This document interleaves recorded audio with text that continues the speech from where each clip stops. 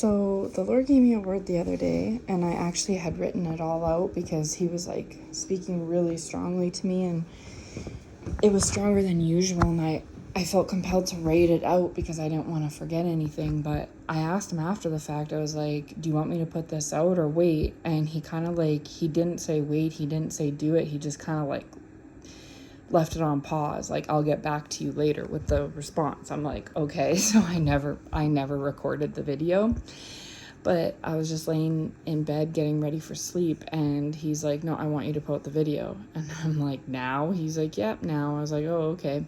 So this is a very, very, very, very, very important word, like the most important word that I've put out so far. It's huge. It's a huge revelation.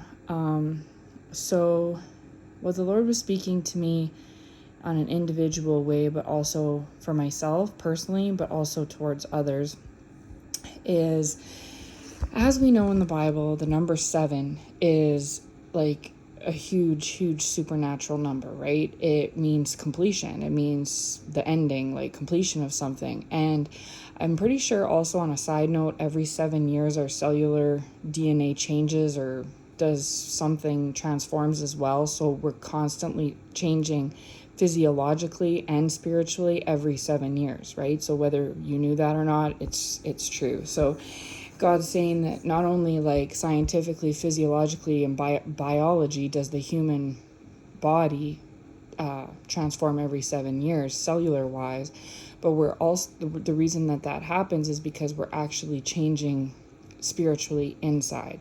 Hence why we mature, right?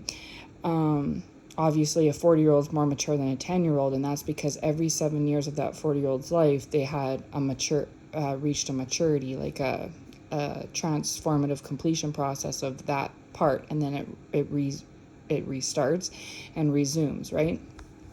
So with that said, he's like telling me, because it's 2023, of course, and he's like, go back 7 years. And I'm like, okay, 2016.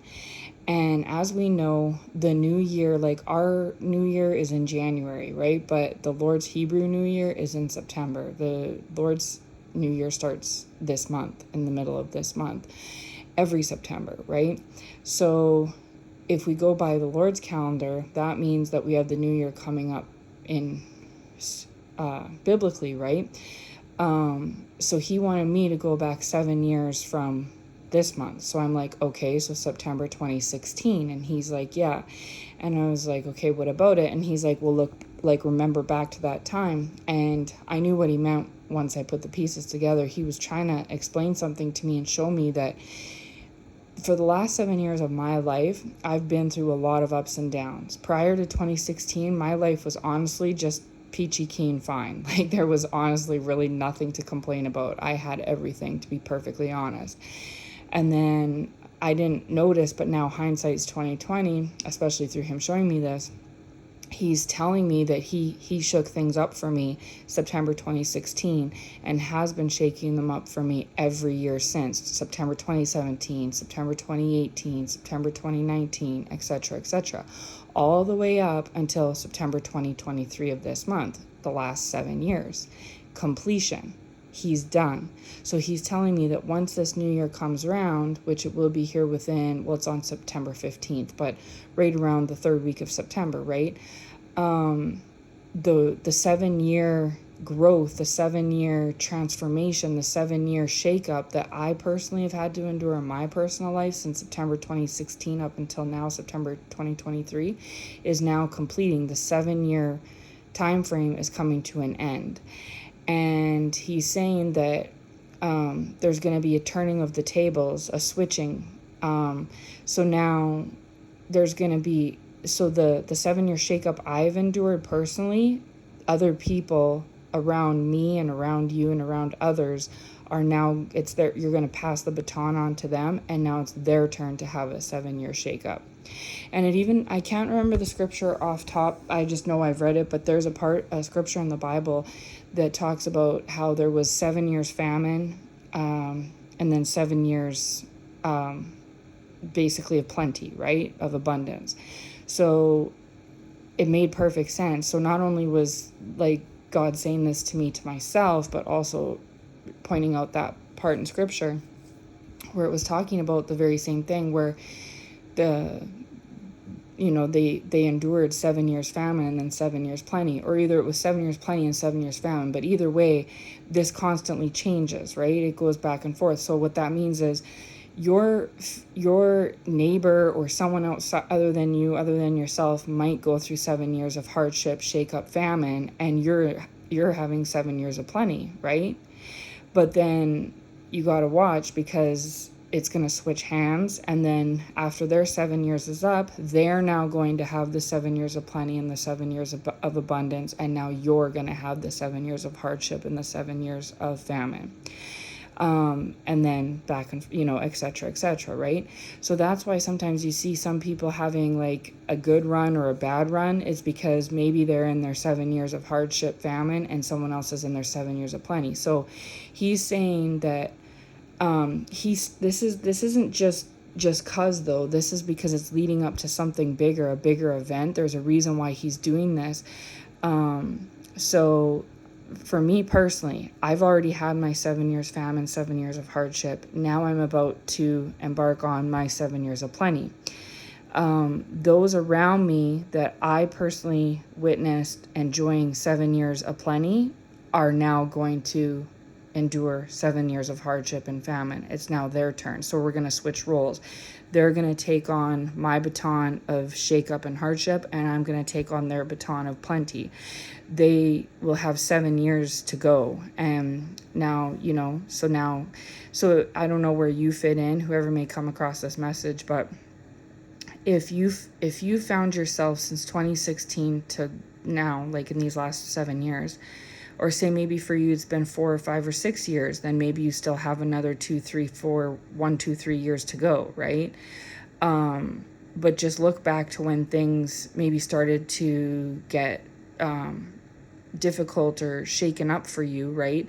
At what point in time, and count 7 years. So if for you it was started in 2020, well then it's going to go to 2027. If it started in 2017, it's going to go to next year, 2024 September.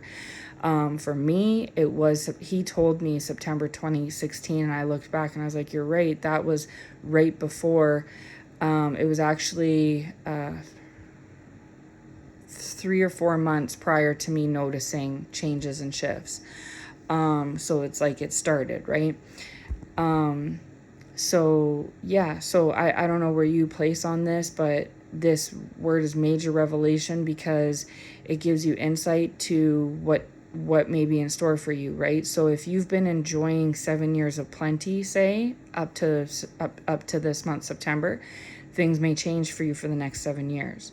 If you've been enduring some shakeups in your life for X amount of years, whether it be, 1 year, 5 year, 3 years, whatever, just do the math and count to 7 years where that will place you. And then that's when your completion comes. And then there'll be a turning around for you as well. The other reason why he's saying that this is that he's saying that it's a form of judgment as well, right? So he had kind of two categories, the minority and the majority. There's the minority, so everybody sins, right? Of course, as long as you're alive, you're breathing, you're a human walking this planet, you're going to sin. So he's telling me that he kind of separated the two groups into those who are purely wicked, actually wicked, cold-hearted people, and those that are just guilty of poor choices and guilty of poor circumstances and things like poor judgment, things like that, right? Kind of comparing a thief of a candy bar to a thief of a bank, right? Obviously, a bank robber is heavy duty or crime compared to someone that steals a chocolate bar. So, and the justice system judges according, right? They will give the bank robber, say, 10 years in jail, but they'll give the candy bar thief maybe 6 months, right? Well, it's kind of the Lord did the same thing in a roundabout way. He separated those who he felt weren't as significant on the sin scale. It doesn't mean you didn't commit sins, you did, but it was more about the heart space. So you and your neighbor could have both committed the same sins, but if you have a good heart and your neighbor doesn't, they went into the bank robber scale of things and you went into the petty petty thief side of things. And so therefore you'll both do your 7-year term, so to speak, but he started with the pettier sides, the pure hearts first, and judged them first. That's why, okay, so in my case, like I said, I've been going through these shakeups, these hardships for the last several years. I'm not going to name names or specifics, but there's been people that have been close to me, the majority, not the minority, the majority, like I'd say 80% of people that surrounded me over these years weren't going through the same shakeups that I went through. And I didn't know why at the time, but now that I'm coming up to completion, the Lord has explained it to me and revealed it to me. So now I understand. The reason why was because I was in that minority. There were others like, on YouTube and stuff, like, as we know, other chosen ones that were going through shakeups as well during the same time frame I was. But they were in the same boat as me, where the majority of people that surrounded them weren't enduring the same amount of shakeup, right? And that's because they were being judged first. They were like the first fruits being judged first. And so now you have either endured to completion or you are enduring to completion. But those majority that are around you, your 60% around you, your 80%, whatever amount it may be for you, the majority of people that were around you that weren't enduring the same shakeups you were, they are now going to go through those shakeups. So say there's 10 people in a room, 1 or 2 of those people were selected by God because they sinned. Everyone in the room sinned, but those 1, 2, 3 people had pure hearts. So they got judged first to go through their shakeups of their 7-year of famine first. And now they're either at completion like I am, or they're coming to completion eventually within their 7-year cycle. And then the other, majority, like 7, 8, 9, 10, whatever majority left of people in the room, it's now their turn. So what that means is, it's kind of weird because if you were on the same side as me, that means for these last X amount of years, you've been like kind of on your own going through these shakeups while you kind of watched everyone else around you not have to endure those same shakeups.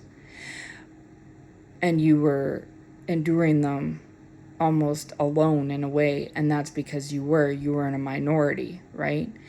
But now the tables are going to turn and flip to where you are now going to be out of that hardship, that shakeup, and that famine, and those others that were surrounding you, they're now going to go through it.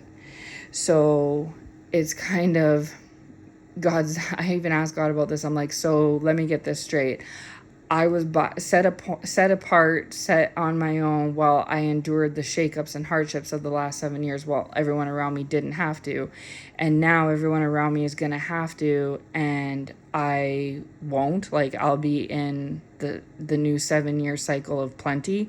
So in both scenarios, in 14 years, because my 7 years and their 7 years, I'm like set apart and isolated and alone. And he's like, yeah, that's why you're chosen. And I was like, oh, okay, right. I forgot, right. That's another reason. So yeah, it just ties into the video I put out last about the chosen ones, about how you're in the minority, not the majority, right? So same thing. Yeah, I don't know if anyone that comes across this can relate to what I'm saying, but he just told me to put the message out. This is what he explained to me. So you're going to see it. You're going to see if you've been enduring 7 years, like a 7-year cycle of hardship or struggle, you're going to see things shift and change and things turn around. But then in turn, you're also going to see those around you that weren't in that boat, now they are going to be in that boat. So you're going to get in their boat and they're going to get in your boat. And you're going to see this. You're going to see it in your own life and you're going to see it in their life. And they are going to see it in their life and they're going to see it in your life. It's going to be very obvious. And so I kind of knew this had been coming for a while. And again, it's at 7 years. So if you've only been going through hardships or shakeups since, say, for the last year or 2 or 3, you still have, 4, 5, 6 years to go until you reach the 7 years. It has to be 7 years, because that's the whole point of it. That's the completion. It's not 3 years, it's not 4 years, it's 7 years. So you've done your 7-year sentence. They're now going to serve their 7-year sentence. But I believe that their 7-year sentence is going to be worse than yours was. So whatever hardships and shakeups you may have went through over your course of 7 years, theirs is going to be like magnified, like all the more multiplied. Because like I said earlier, you had a pure heart and they didn't. And so that's how he separated it. So this is kind of a word of warning too, is because there's going to be some... I don't know what the word would be, kind of hostility or just chaos, not chaos, but like discord, I guess, for the fact that this shift is happening, right? They're not going to be happy with what they're enduring, and they're not going to be happy that you're no longer enduring. So it's going to be a little bit of a, it's just gonna change things. It's a perspective change, big time. So be prepared for that. So yes, so count 7 years from wherever your cycle started for you. Look back like I did. And if you're on like the same timeline as I am, now you know what to expect and anticipate. Be prepared for the shift to occur in your own life and in the lives of others. And just conduct yourself accordingly. So